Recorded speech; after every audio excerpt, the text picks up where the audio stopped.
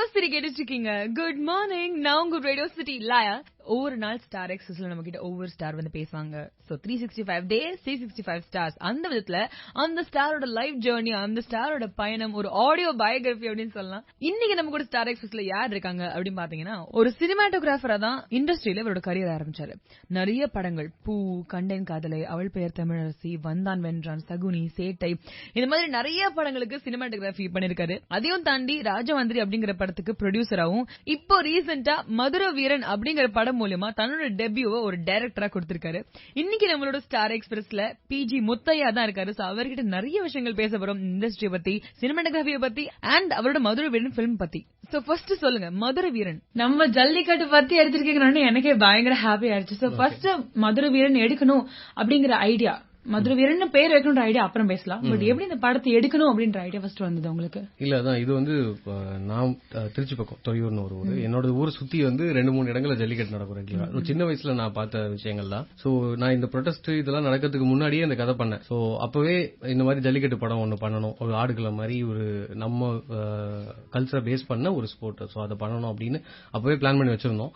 So அப்ப அந்த பிரச்சனை எல்லாம் இருந்தது, தடையெல்லாம் இருந்தது. அதனால இது எப்படி பண்ண போறோம் அப்படின்னு ஒரு குழப்பம் இருந்தது. பட் ஆனா நான் கதை சொல்ல ஆரம்பிச்சிட்டேன். 2016 ஆகஸ்ட்ல இருந்தே நான் ஸ்கிரிப்ட் சொல்லிட்டு இருக்கேன் நிறைய ஹீரோஸ் கிட்ட. சோ நிறைய பேருக்கு டவுட் இருந்தது, இது எப்படி பண்ண முடியும், எப்படி பண்ணுவீங்க அப்படின்னு. ஆமா ஆமா. சோ அப்படி இருந்தது. இப்போ வந்து ஸ்டூடெண்ட்ஸ் எல்லாத்தையும் ஓபன் பண்ணி விட்டாங்க இப்போ. சோ இப்போ எனக்கு அந்த பிரச்சனை இல்ல. சோ அவங்க போட்டு கொடுத்த பாதையில ஈஸியா டிராவல் பண்ணிட்டேன். Super sir. ஒரு சினிமாட்டோகிராஃபர் வர்க் பண்ணிருக்கீங்க நீங்க பிஃபோர். சோ ஃபர்ஸ்ட் சினிமாட்டோகிராஃபர் வரதுக்கு முன்னாடி you were already in the field, is it? ஆமா. இல்ல நான் வந்து விஸ்காம் பண்ணேன் சார். 2002 passed out. நான் முடிச்சதுக்கு அப்புறம் ஒரு 4 சினிமாட்டோகிராஃபர் கிட்டத்தட்ட ஒர்க் பண்ணேன். ரவி கே சந்திரன், ரவிவர்மன், இப்போ ஷாம் தத், கதிர், அவங்க எல்லாரும் கூட ஒர்க் பண்ணிருக்கேன். ஒர்க் பண்ணிட்டு பூ தான் எனக்கு ஃபர்ஸ்ட் மூவி சினிமாட்டோகிராஃபரா. சோ அதெல்லாம் அசிஸ்டண்டா ஒர்க் பண்ணேன். அதுக்கப்புறம் பூல இருந்து ஒரு 13 ஃபிலிம்ஸ் பண்ணிருக்கேன். இப்போ லாஸ்டா மன்னர் வகைரான அதுதான் கடைசியா பண்ணேன். சோ அதுக்கப்புறம் அந்த படம் பாதியோட வந்துட்டேன். அதுக்கப்புறம் டைரக்ஷன்ல இறங்கிட்டேன். சோ லாஸ்ட் இயர் மே அப்படிலாம் ஏப்ரல் மேல ஷூட் ஸ்டார்ட் பண்ணிட்டோம். சோ ஆக்சுவலா நீங்க இந்த ப்ரொடெஸ்ட் ஆரம்பிக்கிறதுக்கு முன்னாடியே படம் எடுக்கணும்ன்ற பிளான் பண்ணிட்டீங்க. ஆமா ஆமா. சூப்பர். இப்போ வந்து ஒரு ஃபிலிம்க்கு வந்து நம்ம காஸ்ட் செலக்ட் பண்றோம் அப்படிங்கறபோது அதுல ரொம்ப கான்சென்ட்ரேட் பண்ணுவாங்க. வில்லேஜிங் வரும்போது ரொம்ப யோசிப்பாங்க. ஓகே இதுக்கே இந்த மாதிரி இமோஷன்ஸை கொடுக்க முடிஞ்ச எல்லாராலையும் டக்குன்னு வந்து வில்லேஜிங் பண்ணிட முடியாது. அதுக்குன்னு தனி அவங்க ஆல்ரெடி அந்த மாதிரி ஒரு இது காமிச்சிருந்தாலும் நீங்க செலக்ட் பண்ணுவீங்க. சோ எப்படி சண்முக பாண்டியன் இந்த படத்துக்கு சூஸ் பண்ணும் அப்படின்னு நினைச்சீங்க? இல்ல இந்த படத்துல வந்து நிறைய பேரோட இது வந்து என்னன்னா, அதான் சண்முக பாண்டியன் எப்படி அப்படின்றதுதான். எனக்கு வந்து நான் அவரோட ப்ரீவியஸ் மூவியை பார்க்கல, எதுவுமே பார்க்கல. சோ நான் எதுவுமே அவங்க படங்களை எதுவுமே பார்க்கல, ஒரே ஒரு ஸ்டில் மட்டும் பார்த்தேன். சோ இவர் கரெக்டா இருப்பாரு அப்படின்னு எனக்கு தோணுச்சு. நான் வந்து என்னன்னா, எனக்கு மதுரை பேஸ் பண்ண ஒரு பையன் வேணும். மதுரையில பிறந்து வளர்ந்த பையன், ரொம்ப நாளா அங்க இல்ல. இந்த ஸ்கிரிப்ட் படி என்னன்னா, தான் சொந்த ஊருக்கு ரொம்ப நாள் கழிச்சு அந்த போறான் அந்த பையன். சோ அவன் பையனா இருக்கணும். இப்ப சொல்லும் போதே நிறைய பையன் சொல்லியிருக்கேன். அந்த 20ல இருந்து 25 வயசுக்குள்ள இருக்க ஒரு பையன் வேணும். சோ அப்படி ஒரு பையன் இண்டஸ்ட்ரியில எனக்கு தெரிஞ்சு அந்த மதுரை ஸ்லாங்கோட, மதுரை பேஸோட, அந்த ஒரு டார்க் ஸ்கின்னோட, ஒரு நல்ல ஹைட்டா மேஸா அப்படி இருக்க ஒரு பையனா அந்த ஹீரோவா தெரிஞ்சாரு சண்முக பாண்டியன். சோ அதனாலதான் இந்த படத்தை அவரு ஸ்டார் கேஸ்ட் பண்ணோம். Super sir. நீங்க செலக்ட் பண்றது ஒரு கிராமத்து சப்ஜெக்ட், ரொம்ப ஒரு ஸ்ட்ராங்கான டார்க்னு கூட சொல்லலாம். சில விதத்துல டார்க் கூட. இந்த ப்ரொடெஸ்ட் வந்து எவ்வளவு ஒரு பெரிய விஷயமாச்சு உலகம் முழுக்க நமக்கு நல்லாவே தெரியும். இப்படின்னு வரும்போது இந்த படங்கள்ல நீங்க பண்ணக்கூடிய சில விஷயங்கள் இருக்கு, நீங்க பண்ணக்கூடாத சில விஷயங்கள் இருக்கு. சோ அந்த மாதிரி வரும்போது இல்ல நான் பண்றேன் அப்படின்னு சேலஞ்சிங்கா எடுத்துட்டு பண்ற சில விஷயங்கள் இருக்கு படத்துல. இல்ல அதாவது என்னன்னா, நான் இந்த ப்ரொடெஸ்டுக்கு முன்னாடியே இந்த படம் வந்து பண்ணணும்னு டிசைட் பண்ணிட்டேன். இது எப்போ வந்து இந்த விலங்குகள்லாம் காட்சிப்படுத்தக்கூடாத பட்டியல்ல இருக்கும் போதே இந்த படத்தை நான் பண்ணணும், எப்படி பண்ணணும் அப்படின்றது நான் ஒரு டிசிஷன்ல தான் இருந்தேன். எப்படி பண்ணலாம் அப்படின்ற ஐடியால இருந்தேன். இப்படி எல்லாம் நடக்க போகுதுன்னு எனக்கு தெரியாது, இதெல்லாம் நடக்க போகுதுன்னு தெரியாது. தரையில எழுத திரையில வர்ற மாதிரி அது வந்து அந்த டிசம்பருக்கு அப்புறம் அது ஃபுல்லா அப்படியே நடக்க ஆரம்பிச்சிச்சு. கதை சொன்ன சில பேர்லாம் வந்து எனக்கு கால் பண்ணி சொன்னாங்க, என்னங்க எவ்வளவு பெரிய பூமா போயிட்டு இருக்கு, இப்படி போயிட்டு இருக்கு, அப்படி போயிட்டு இருக்குன்னு. அதுக்கப்புறம் தான் இந்த ஸ்கிரிப்ட் இன்னும் டேக் ஆஃப் ஆச்சு. அதுக்கப்புறம் தான் எல்லாம் இன்ட்ரெஸ்டா வந்தாங்க, இல்ல பண்ணலாம் இது அப்படின்னு சொல்லி. அது சோ அந்த அளவுக்கு இந்த விஷயங்கள் தான் எனக்கு கான்ஃபிடன்ஸ் கொடுத்துச்சு. சோ வந்து இது ஒரு இந்த ப்ரொடெஸ்டும் இதுல வந்து ஒரு பார்ட். ஆக்சுவலி வந்து அது எப்படி இருக்கும்னா, ஸ்கிரிப்ட்ல முன்னாடி அந்த ஹீரோ வந்து ஒரு எஃபோர்ட் எடுப்பான் அந்த ஜல்லிக்கட்டுக்காக அந்த ஊர்ல. இப்ப அது வந்து அது பெருசாயிடுச்சு அந்த ஸ்கிரிப்ட்ல. அது அந்த இடம் மட்டும் பெருசாயிடுச்சு. மத்தபடி என்னோட ஸ்கிரிப்ட் அப்படியே தான் இருக்கு. அது எந்த வகையிலும் பாதிக்கல. சொல்லக்கூடாது சொல்லணும் அப்படிங்கிற விஷயங்கள்லாம் இல்ல, எல்லாத்தையுமே நான் சொல்லியிருக்கேன், எல்லாத்தையுமே ஓப்பனா சொல்லியிருக்கேன். எந்த இதுவும் இல்ல, எனக்கு எந்த எதிர்ப்பும் இல்ல எங்கேயுமே. Very good. ஏன்னா இது எல்லாருமே இதுக்காக எதிர்ப்பு வந்துன்னா திருப்பி கிளம்பி வந்துட்டாங்க. கரெக்ட். அதுதான் நானும் அந்த ஐடியால தான் இருந்தேன். ஏதாவது எதிர்ப்பு வந்துச்சுன்னா கிளம்பி நீங்க வேற சும்மா ஒரு வாட்டி நீங்க எப்படியில தட்டி விட்டுருந்தீங்கன்னா போதும், பெருசா பின்னாடி கூட்டமே நின்றுருக்கும். கண்டிப்பா கண்டிப்பா கண்டிப்பா. சோ மியூசிக் டைரக்டர் சார் எப்படி படத்துக்குள்ள வந்தாரு? இவரால நீங்க நான் சொன்ன மாதிரி வில்லேஜ் ஃபிலிம்க்கு ரொம்ப ஒரு ஸ்ட்ராங்கான மியூசிக் பண்ணக்கூடியதா இருக்கணும். நீங்க எனக்கு தெரிஞ்சு நீங்க பார்த்து ஜட்ஜ் பண்ணிருந்தீங்கன்னா அப்படின்னா கூட horror films and wrong concept பண்ணிருக்காரு. சோ அவரால இந்த ஒரு டீப் டார்க் டிராமாவை எப்படி வேலை பண்ண முடியும்னு இல்ல. அதான் எனக்கு வந்து என்னன்னா ஹீரோயின் எப்படி தேடுறது கஷ்டமா இருந்தது, அதே மாதிரி மியூசிக் டைரக்டரும். ஏன்னா நான் ஷூட் போயிட்டேன், எல்லாமே பிக்ஸ் பண்ணி எல்லாம் ரெடி பண்ணிட்டு ஷூட் கிளம்பிட்டோம். கிட்டத்தட்ட 18 days ஒரு ஷெட்யூல் முடிச்சுட்டு வந்துட்டோம். அதுக்கப்புறம் தான் மியூசிக் டைரக்டர் பிச் பண்ணோம். அந்த பாயிண்ட்ல என்னன்னா எனக்கு ப்ரொடியூசர், இதோட ப்ரொடியூசர் சுப்பு சார், அவர் தான் ரெஃபர் பண்ணாரு. இந்த மாதிரி சந்தோஷ் தயாநிதினு ஒருத்தருக்கு மீட் பண்ணலாமான்னு. தெரியும், நான் இந்த பண்ண எல்லாம் கேட்டிருக்கேன், நல்லா பண்ணுவார், மெலோடி சூப்பரா இருக்கும் தெரியும், பட் ஃபோக் எப்படி பண்ணுவாரு அதெல்லாம் தெரியாது. சோ அதுக்கப்புறம் நேர்ல மீட் பண்ணதுக்கு அப்புறம் எனக்கு ஒரு கான்ஃபிடன்ஸ் வந்துச்சு, இல்ல கண்டிப்பா அவர் பண்ணிடுவாரு அப்படின்னு. சோ அதை ஜஸ்டிஃபை பண்ணிட்டாரு. ஏன்னா கிட்டத்தட்ட நான் படத்துல ஒரு 4 சாங் தான் வச்சிருந்தேன். அதுக்கப்புறம் எனக்கு படத்துல குட்டி குட்டியா 2-3 சாங் தேவைப்படுது. இப்போ வந்து 7 சாங் இருக்கு, ஒரு 3 பிட் சாங்ஸ் இருக்கு குட்டி குட்டியா. சோ அதெல்லாம் வந்து ரொம்ப நல்லா பண்ணிட்டாரு. சோ அந்த எனக்கு ரிட்டர்ன் வருது அப்படின்னு தெரிஞ்சோட இன்னும் கொஞ்சம் அப்படின்னு கேட்டு ஆமா அதிகமா சாங்ஸ் வாங்கிட்டாரு. இப்போ வந்து நீங்க நிஜமான காளைகளை யூஸ் பண்ணிருக்கீங்க படத்துல வந்து.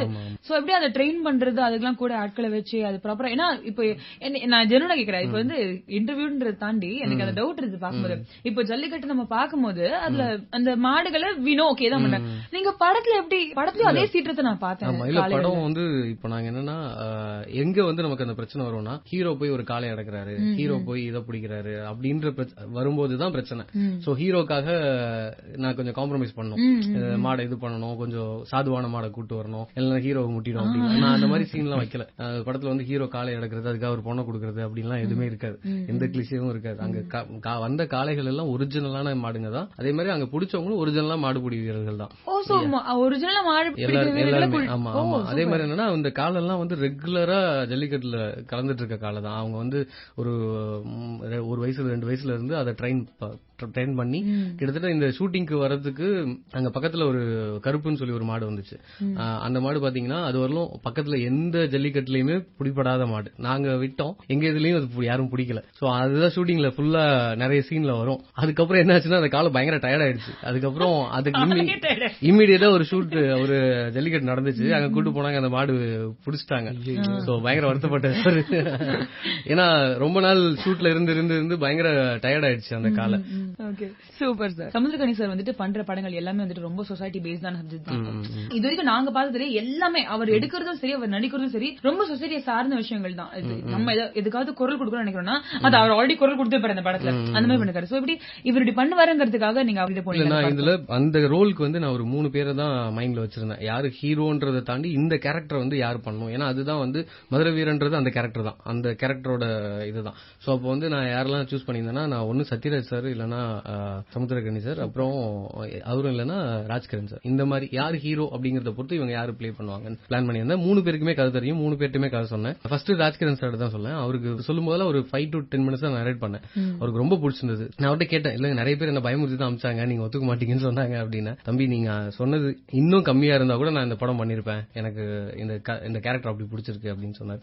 அதுக்கப்புறம் சத்யராஜ் சாருக்கும் தெரியும் அந்த கதை. அப்புறம் வேற ஒரு ஹீரோக்கு பேசும்போது சத்யராஜ் சார்ட்ட சொன்னேன். அவரு ஆக்சுவலி என்னன்னா ஸ்கிரிப்ட் பவுண்டடே கொடுத்துட்டேன், ஏன்னா அவருக்கு நான் ஃபுல்லா நரேட் பண்ணேன், எனக்கு நீங்க பவுண்டட் கொடுக்க முடியுமா, எனக்கு படிக்கணும்னு தோணுது அப்படின்னாரு. சோ ஃபுல் ஸ்கிரிப்ட கொடுத்துட்டேன். ஃபுல் ஸ்கிரிப்டுமே படிச்சாரு. அவரு படிச்சுட்டு அவரோட டயலாக்ல அவர் கைப்பட ஒரு டயலாக் எழுதி கொடுத்தாரு, அந்த கேரக்டர் பேசுற டயலாக். நான் ட்ரைலர்ல கூட யூஸ் பண்ணிருப்பேன். மாட்டுக்கு தானடா கொம்பு இருக்கு, மனுஷனுக்குமா கொம்பு இருக்குன்றது அது வந்து சத்யராஜ் சார் சொன்ன டயலாக். இப்படி பேசலாம் அந்த கேரக்டர் இந்த இடத்துல அப்படின்னு அவரே கைப்பட எழுதி கொடுத்தாரு. சோ நான் எப்படி அந்த கேரக்டருக்கான காஸ்டிங் பண்ணேன் அப்படின்னா, அவங்க வெறுமனே வந்து சினிமால அந்த இடத்துல நடிச்சிட்டு போகாம ரியல் லைஃப்லயும் அவங்க கொஞ்சமாவது அந்த சமூக அக்கறையோட இருக்கிற ஒரு ஆள் நடிச்சா நல்லா இருக்கும் அப்படின்னு நினைச்சேன். ஏன்னா ராஜ்கிரண் சார் அப்படிதான் செலக்ட் பண்ணேன். அவர் வந்து ஒரு வேஷ்டி விளம்பரத்துக்கும் நடிக்கல. நீங்க நிறைய யூடியூப்ல அந்த வீடியோ பாத்துருப்பீங்க. ஏன்னா நான் நடிச்சு அதனால அந்த வேஷ்டிக்கான விலை ஏறி அதை வாங்குறவன் வந்து வேஷ்டி வாங்குறவனே கஷ்டப்படுற ஒருத்தன் தான் வாங்குவான். சோ அவன் கஷ்டப்படக்கூடாது, அதனால நான் பண்ண மாட்டேன் அப்படின்னாரு. அவ்வளவு தூரம் ஒரு பொறுப்புணர்ச்சியோட இருக்காரு. அதே மாதிரி சத்யராஜ் சார் பத்தி சொல்ல வேணாம், எல்லா இதுலயும் தமிழர்களுக்காகவும் இதுக்காகவும் பேசுறாரு. கனி சார் வந்து இந்த ப்ரொடெஸ்ட்ல எல்லா இடத்துலயும் போய் நின்னாரு, எல்லா இடத்துலயும் கலந்துக்கிட்டாரு. சோ வந்து பணங்களும் அப்படிதான் எடுக்கிறாரு. ஆமா ஆமா. சோ அதனால வந்து நான் அந்த மாதிரி ஒரு ரெஸ்பான்சிபிளான ஒரு ஆளு, ஒரு கேரக்டர் அந்த விஷயங்களை பேசும்போது நல்லா இருக்கும்னு நினைச்சேன். ஏன்னா அது ரொம்ப முக்கியமான ரோல். வேற யாராவது யாரு பேசியிருந்தாலுமே ஈஸியா கமெண்ட் பண்ணிடுவாங்க, நீ போய் வேலையை பாரான்னு சொல்லுவாங்க கண்டிப்பா. சோ அதனால என்னன்னா என்னோட கருத்தை நான் சொல்றதுக்கான அந்த ஃபேஸ் வந்து ரொம்ப வேல்யூபிளான ஒருத்தரா இருக்கணும்னு நினைச்சேன். சோ அவர்கிட்ட அதேதான் கனி சார் கிட்ட நான் ஏற்கனவே ஒரு படம் கேமராமேனா ஒர்க் பண்ணிருக்கேன். ஒரு நாடோடிகள் தெலுங்கு வந்து நான் கேமராமேன், ஒரு டைரக்டர். டைரக்டர். சோ எனக்கு ஏற்கனவே தெரியும். நான் அவர்கிட்ட உட்கார்ந்து நரேட் பண்ண ஆரம்பிக்கும் போது ஃபர்ஸ்ட் சீன்ல 2வது டயலாக் சொல்லும்போது சொன்னாரு, முத்து டயலாக் சூப்பரா இருக்கே அப்படின்னாரு. அடுத்த சீன் போகும்போது செமையா இருக்கே முத்து, கண்டிப்பா பண்றோம் அப்படின்ட்டாரு. சோ ஒரு இமிடியேட்டா ரெடி ஆகி வந்துட்டாரு. Very good. இண்டஸ்ட்ரியில இருக்கிற எல்லாருக்கும் வந்து ஒரு சோஷியல் ரெஸ்பான்சிபிலிட்டிங்கிறது முன்னாடி விட இப்ப ரொம்ப ஜாஸ்தியா இருக்கு. முன்னாடி சும்மா கமர்ஷியல் பிலிம்ஸ் சும்மா நடக்கிற அந்த மாதிரி விஷயங்கள் படம் எடுத்துட்டு இருந்தாங்க. இப்ப பாத்தீங்கன்னா இப்ப கடந்த ஒரு 5-6 இயர்ஸ்க்குள்ள பாத்தீங்கன்னா நிறைய சோஷியல் பேஸ்ட் பிலிம்ஸ் வெளில வந்திருக்கு. ஏதாவது ஒரு விஷயத்தை பத்தி, இந்த பெண்கள் நடக்கிற விஷயத்தை பத்தி, இல்ல இந்த மாதிரி ஸ்ட்ராங் சென்ஸ் இருக்கிற விஷயங்கள் பத்தி இப்படி வெளில வரும்போது நீங்க இதை எப்படி பாக்குறீங்க? ஒவ்வொரு டைரக்டர் ஒவ்வொரு ஆக்டரும் அவங்களுக்கு இருக்கிற ரெஸ்பான்சிபிலிட்டியை ரொம்ப சீரியஸா, ஏன்னா அவங்க தான் ஒரு முக்கியமான குரல்னு சொல்லலாம். அது அந்த நேஷனுக்கே அவங்க தான் குரல் கொடுக்குறாங்க. இது தப்பு, இது கரெக்ட்னு அவங்க சொல்லும் போது நம்ம எல்லாருமே ஆமா இல்ல கரெக்ட் நம்மளே யோசிக்கிறோம். சோ இந்த ஒரு விஷயத்தை நீங்க எப்படி பாக்குறீங்க? இல்ல நிச்சயமா நல்ல விஷயம். ஆனா என்னன்னா 2 எக்ஸ்ட்ரீமாவும் ஆயிடுச்சு இப்போ. இப்ப எப்படின்னா அடல்ட் மூவிஸும் நிறைய வருது.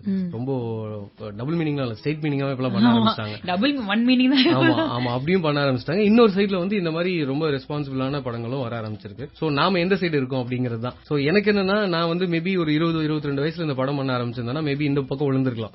நான் இப்போ எனக்கு ஒரு ரெஸ்பான்சிபிலிட்டி இருக்கு. நான் வந்து கொஞ்சம் நிறைய பேரை கடந்த வந்து லைஃப்ல நிறைய பாத்திருக்கேன். சோ என்னன்னா நாம வெறும் சினிமான்றது சினிமாவா இருக்கக்கூடாது. அதை தாண்டி ஒரு 1000 ரூபாய் செலவு பண்ணிட்டு அவன் படம் பார்க்க வர்றான். சோ அந்த இடத்துல நான் இருந்து பாத்திருக்கேன். நான் போய் ஒரு குப்பை படத்தை பார்க்கும்போது எனக்கு எப்படி தோணும்னா, ஏன்டா இனிமே சினிமாக்கு ஏன்டா வரணும்னு தோணும்.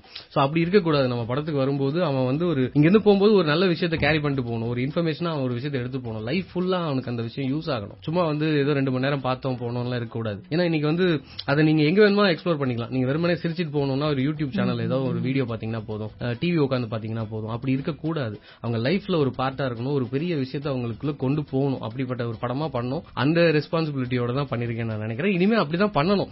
ஏன்னா மக்களுக்கான படங்கள் வரும்போதுதான், மக்களுக்கான கதைகள் வரும்போதுதான் அப்பதான் மக்கள் வருவாங்க. அவங்களுக்கான விஷயங்களை எதுவுமே பேசாம எதுவுமே படம் பண்ணாம நம்ம சும்மா வந்து ஏனோ தானோ படம் பண்ணிட்டு இருந்தோம்னா எப்படி வருவாங்க? வரவே மாட்டாங்க. சோ அதனால அந்த கேட்டகரி ஆஃப் படம் பண்ணணும்னு தான் நினைக்கிறேன். Very good, super sir. இன்னைக்கு வந்து இன்டர்வியூ கொடுத்ததுக்கு ரொம்ப ரொம்ப ரொம்ப தேங்க்ஸ். இதே மாதிரி இன்னும் நிறைய படங்கள் நீங்க பண்ணி எங்களுக்கு இன்டர்வியூ கொடுக்கணும்னு ரேடியோ சிட்டி சார்பா நான் உங்களை வாழ்த்துறேன். ரேடியோ சிட்டி தமிழ், எங்கேயும் எப்பொழுதும்.